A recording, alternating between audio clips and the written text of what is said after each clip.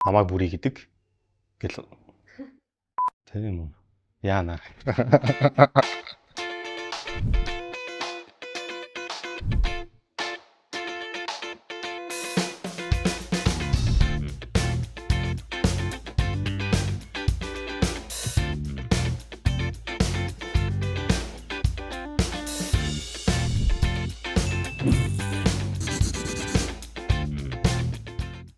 Бүрий гэдэг хүмүүс намайг хвчлэн YouTube-ээр таних байхаа. Nan Global гэдэг компанид бүтээгдэхүүн хөгжүүлэлтээр ажилладаг. Global Shapers гэдэг нийгэмлэгийн гишүүн байна.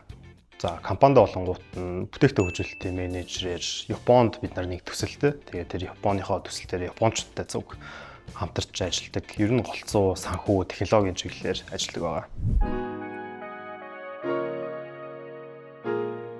Анх 2020 оны 9 сард YouTube сувгийн хамгийн анхны контент хийжсэн. Тухайд ч ковид болчихсон шүү дээ. Тэгээ ковидын үед гэрээсээ ажиллаад гэрээсээ гарч чадахгүй хийх юм байхгүй байсан. Тэгээ тухайд бусад подкастуудыг сонсох дуртай аюу удаан яваад байдаг гэсэн. Тэгээд яагаад энийг богинохон болгож болохгүй юм бэ гэд тэгээд анх YouTube контентыг зүгээр л сонирхлоороо хийж үзмээр санагтаад хийгээд тэгээд энэ үрээд явж байна. Анх хэрэг та бүхэн санаж байгаа бол манайх PAG University гэдэг нэртэй байсан. Тэгээд PAG-аас одоо болонгууд нь бүрийн University болоод нэрээ сольсон шалтгаан гэх юм бол өөрөө жоохон personal branding гэрэн цаашид хийж илүү гоё амжилтанд хүрээд илүү олон боломжуудыг нээх юм байна гэж. Нэм болохоор өөрөө царайгаа гаргаад тэгээд өөрөө нэрээ гаргаад тэгж анх солиод явж ирсэн байгаа.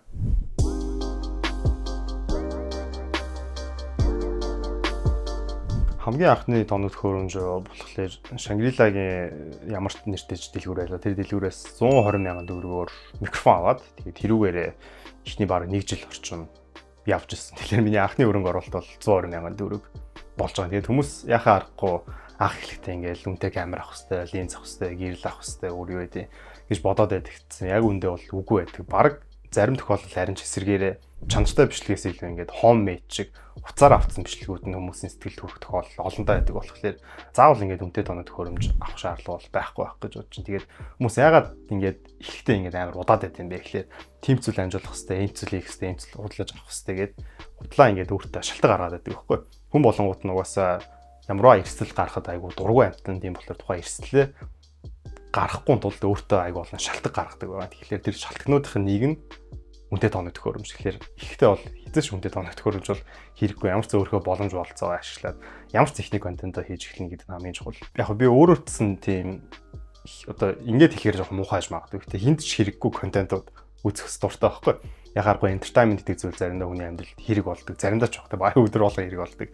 Тэгээ тийм entertainment зүйл хийгээд тэр нь магадгүй ингээд амар амжилт нүрээд тэгсэн аюу олон хүмүүс үздэг болсон. Хэрвээ тийм болчих юм бол би ингээд хүмүүсийн цагийг хий дими үрж байгаагаас айгүйх айх байсан байхаа. Тийм болохоор ямар нэгэн байдлаар хүнд хэрэгтэй зүйл хий.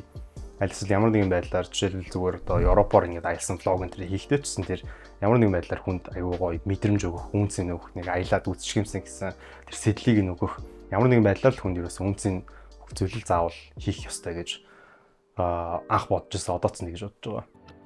OmniPay лизинг болон хуваан төлөх үйлчилгээ Money application байрлаа.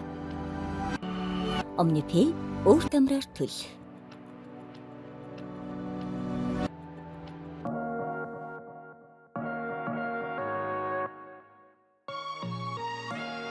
YouTube-ийн monetization-ыг би шууд эрхэн үүсээд ерөөсөө хийж эхлэегүй. Тухайн үед айгуу тийм за нэг сайн болохгүй дээ гэж айгуундаа бодож байсан байхгүй. Бусад ютуберуудын бичлэгүүдийг үзээ. За уус шалахгүй юм биш. Нэг асаажснаас зүгээр хүмүүс одоо гадаадаас үзэж байгаа хүмүүс ямар ч айдгүй зүгээр сайхан үзчих гэж бодоод тоохгүй байжгаад. Тэгээд нэг жоохон мөнгөний хэрэгцээ гараад нээж эхэлсэн. Тэгээд нээж эхлээд анх болонгууд нь сард $300 орчим олдог байсан. Тэгээд одоо бол тогтмол сар болгон баг нэг $800-аас $1000 хооронд бол хэлбэлцэж байгаа. Яг YouTube хийж эхлэе гэж сонирхож байгаа хүмүүс. Тэгээд ялангуяа YouTube-ээр тодорхой хэмжээний орлоготой болмоор байна гэд залуучууд угаасаа сонирхож байгаа шүү дээ. Хэрвээ орлоготой болохыг хүсэж байгаа юм бол анхнаасаа аудиенсээ маш сайн тодорхойлох хэрэгтэй. Хэрвээ хүүхдүүдэд чиглэсэн юм хийх юм бол YouTube чинь цаана аяга ухаалаг байгаа шүү дээ. За энэ сувгийг ер нь хүүхдүүд үздэг юм байна. Хүүхдүүдийн худалдаа авах чадвар нь хэрэг аваа угаасаа муу байгаа. Тэгэхээр хүүхдүүдэд чиглэсэн контентууд бол яг үндэ YouTube, Google аяга муу мөнгө өгдөг. Оронд нь томчуудад чиглэсэн томчууд үнц нөхөх үз юм хийх юм бол нэгт Google-ийн мөнгөө сайн орчдөг. Хоёрт албан байгууллагууд спонсор оруулахдаа илүү сонирхдаг. Тийм болохоор энэ хоёр тал дээр яг нэг төрөнд хийхийг хүсэн зүйлээ их мэдээж бол гэхдээ давхар бас орлого олох зорилгоор анханасаа орж байгаа юм бол энийг аягүй сайн бодох хэрэгтэй байх. Олон төрлийн ур чадвартай байх нь яг үндэ орлого гэхээсээ илүүтэйг сэтгэл зүйн хувьд аягүй амар амгалан байдлыг авчирдаг гэдгийг би сүүлд газар бодож байгаа тэгээд ойлгосон гэх юм уу. Яг энэ тэгэхээр бид нар одоо жишээлбэл ганцхан зөвхөн ингээд ажиллаа хийдэг байх юм бол ажлаас миний амьдрал, миний сэтгэл зүйн байдал, миний санхүүгийн байдал бүгдээрээ хамааралтай болчихж байгаа. Тэгэхээр би хэрвээ одоо юу гэдэг манай босс надаа одоо амралтын өдрөөр ингээд ажиллаад эсвэл ингээд гадагшаа томилолоор 2-3 сар яв гэдэг ч юм уу тийм айгу муухай зүйл хэллээ гэж бодъё л доо. Тэр үед тэр зүйлд нь би хэзээ ч үгүй гэж хэлж чадахгүй байгаа байхгүй. Ягаад юм бэ гэхээр миний амьдрал бүтэн ажлаас маань буюу миний ганцхан ур чадвараас хамааралтай байх юм бол би сэтгэл зүйд юу тийм тавчтал байдалтай болчихж байгаа юм. Оронд нь одоо жишээлбэл юу гэдэг за миний ажил болохгүй юм бол би ингээд орчуулагчаар тодорхой хэмжээний ингээд ажиллаж чадах юм байна. За миний үед гэх юм бол аль эсвэл ингээд YouTube-ээрээ болох юм байна, аль эсвэл бизнесээр ингээд болох юм байна гэд олон төрлийн ур чадвартай байх юм бол нэгт сэтгэл зүйн хувьд аюух амар болдог. Хоёрт хүмүүс юу гэж хандуураад байт юм бэ гэхээр олон зүйл зэрэг амжуулдаг хүмүүс аюух цаггүй гэж боддогцсон. Яг үндэ тэд нар болонгууд нь өөрсдөө цаг аюу эрүүлэр менеж хийх боломжтой байдаг. Жишээлбэл би хэрвээ үндсэн ажил дээрээ одоо болонгууд нь part time буюу ер нь өдрийн талд нь ажиллаж байгаа компани дээрээ. Тэгээ дийлэх хүмүүс болонгууд нь бүтэн цагаар байгаа шүү дээ. Хэрвээ би бүтэн цагаар бусад ажлуудаа амжуулна гэвэл угаасаа бүтэхгүй. Тийм болохоор захиралтайгаа ямар ч сан зөвлөлт хэрэгтэй. Би ингээд хагас цагаар болмоор байна гэд. Тэгээд хоёрт нь болонгууд нь өөрөө угаасаа амжихгүй байх юм бол өөр хүмүүсээр ажиллах хэрэгтэй. Би эхлээд номынхоо орчуулга хийхдээ өөрөө орчуулах ёстой гэж бодоод орчуулах гэж цаг гарч ирэхгүй. Тэрнээс айгүй стресстэй байсан. Тэгээ мөнгөө ингээд төлөхөөс ингээд харамсалдаг ч юм уу. Гэхдээ яг үндэ цаг бол алт байгаа шүү дээ. Тийм болохоор би эцэст нь орчуулагч хүслөөд тэгээд тэр нь надад илүү амар байсан гэдэг ч юм уу. Энэ бол тийм л зүйл дээр илүү анхаардаг. Тэгээд яг 3-т дахиад нэмэлтээр нэг point гараад ирэх юм бол Стивен Кови гэдэг нэг зохиогч байдаг.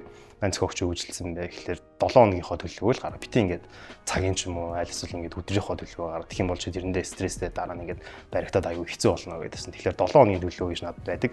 Тэгэхээр 7 хоногийн төлөвлөгөө дээр болонгууд нь би YouTube-ийн хувьд юу хийх хэвтэй, компанийн ажлынхаа хувьд юу хийх хэвтэй, би одоо ээжийнхаа одоо хүү гэдэг хуваар нь юу хийх хэвтэй, би найзуудынхаа найз гэдэг хуваар нь юу хийх хэвтэй ингээд тухайн 7 хоногт зүгээр нэг ингээд жижигхэн зорилтуудыг тавьчихдаг. Тэгээд тухайн зорилтуудаа 7 хоног болгон чеклээд явхаар ер нь тодорхой хэмжээнд ингээд урагшилж байгаа гэдэг мотивашн аваад дараа 7 хоногт ингээд үргэлжлүүлээд явъя гэдэг тэр суурь нь болдог.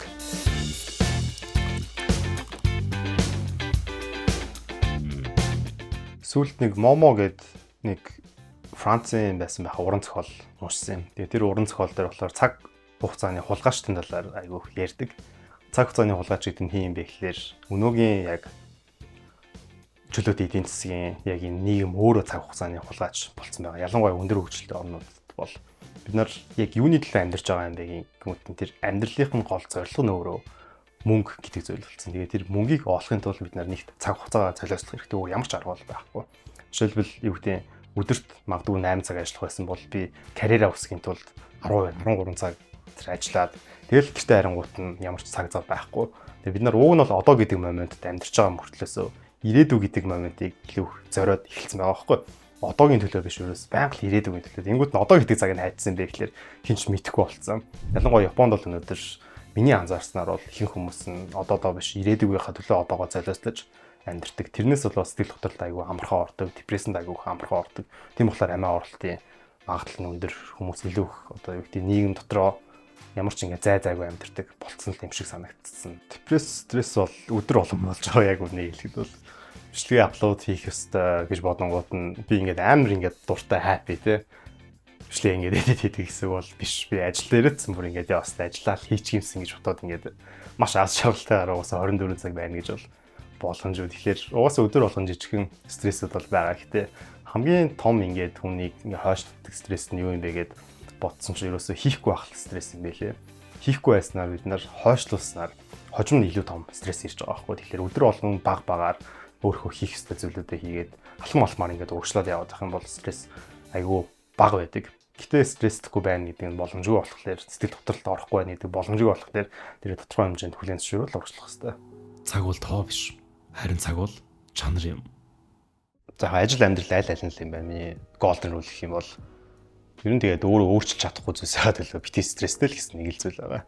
Тэр бол одоо юу гэдэг ажил дээр жишээлбэл хин нэгэн алдаа гаргадаг ч юм уу, аль эсвэл айлах ингээ файлаа явуулахгүй удаа тэрнээсээ болоод бид нар ч аягүй стресстэй дэж за энэ яач вэ нөгөөч яач вэ гэдэг. Жи угаасаа тэр нь ингээ нөлөөлж чадахгүй байх юм бол тэрний төлөө ингээ стресстэх ямар ч шалтгаан байхгүй. Стресстхийн хооронд өөр ажлууд ингээ амжуулах хэрэгтэй.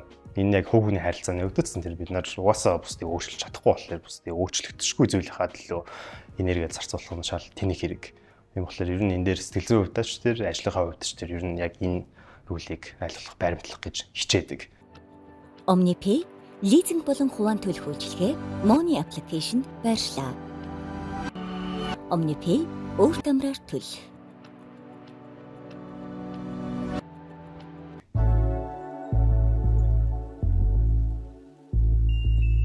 Орлогын 6 их үүсвэртэй. Эхнийх нь болохоор мэдээж үндсэн цалин маань байгаа. Хоёр дахь нь YouTube-ийн monetization идэвхжүүлсэн болохоор Google-ээс орж ирж байгаа орлого байгаа. Гуравт нь YouTube дээрээ бараг бүх дугаар дээрээ sponsorship авдаг. Тэгэхээр байгууллагуудын мөнгө. Дөрөвт нь заримдаа Instagram дээр бас sponsorship авдаг. Тэгээд тавт нь орчин уулын халтур хаяа хийдэг. Тэгээд хамгийн сүүлд нь болохоор public speech тэгээд чөлөөт хэлэлцүүлэгт ордог. Жилийн дундаж орлого 120-оос 150 сая хооронд. Хамгийн үнэтэй зүйл бол нэгт манай ээж. Тэгээд хоёрт манай найзууд л байгаа юм байна. Би болонгууд нь илүү тийм хүн төвтэй хүн. Бусад хүмүүстэй хамт байгаа үедээ илүү аз жаргалыг мэдэрдэг.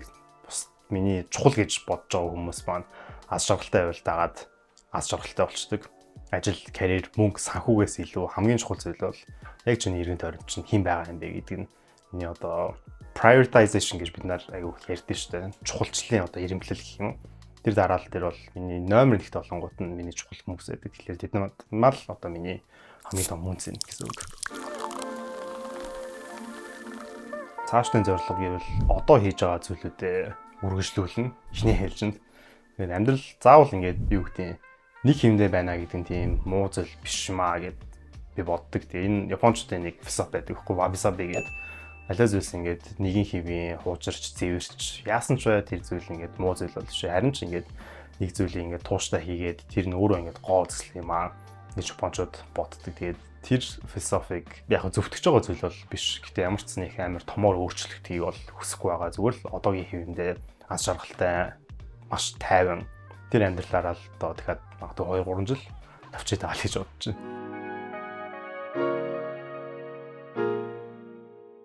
Бид нарын дийлэх нь ингээд баг зэрэг ухаалаг хүмүүс болсон байгаа.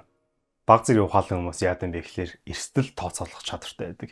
Эрсдлээ тооцоосноор өөрийнхөө хийхийг хүсэж байгаа зүйлээ хийхгүй ч гэдэг орхичдаг. За би хэрэг алдаа гаргал яах вэ? Би ингээд дампууруул яах вэ гэдэг чинь намаа ингээд ирээд орны хүмүүс юу гэж бодох болоо гэд агүй олон зүйлүүдийг бодоод болчдөг. Тэгээд эцэст хин хамгийн аз жаргалтай явд юм бэ гэхээр тэнэг хүмүүс гэж байгаа байхгүй юу? Тэр тэнэг хүмүүс нь эрсдэл гарах талаар ерөөсө боддгоо. Өөрийнхөө дуртай зүйл хийхийг хүссэн зүйлээ ямар ч сан туршиж үзээд алдаа гарсан ч яах вэ л гэд бодоод хийгээл фейлдээ магадгүй ингээд ихний төсөв нь бүтлгүүтээд хоёр дахь бизнес нь бүтлгүүтээд гурав дахь одоо юу гэдэг сургууль аплай хийх нь ингээд бүтлгүүтээд тэгээ явсаар хагаад 9 зүйлгээ бүтлгүүтлээ гэхэд 10 дахь нь ингээд аюу тум амжилтыг аз жаргалыг ингээд аваад ирдэг. Тэгэхээр би хүмүүст юу гэж байнга ингээд хэлхийг хүсдэг юм бэ гэхээр заримдаа ингээд өөрийнхөө ухаалаг зан чанараа ингээд хайчил та тийм хаяа ингээд хүн тэнэг байсан ч болно ш зүгээр толгоо хоослоод ямар ч хийгээд үзээ бус хүмүүс наваа тэнэг гэж бодсон ч яг хуу энэ миний пашн юм чи юм дуртай зүйл юм чинь гээд баг зэрэг бид нар хаяа тэнэглэх байх хэрэгтэй юм шиг байна. Тийм болохоор хамгийн сүүлд хэлхийг хүссэн зүйл бол хаяадаа нэг жоохон тэнэг зан гаргаж байгаарай л гэж тэрийг л хэлмээр байна да. Намайг бүрий гэдэг гэл үргэлжлүүлээ хэлэх юм уу? Төрнийхээ. Тийм үү. Яана. Яабэл нэ. За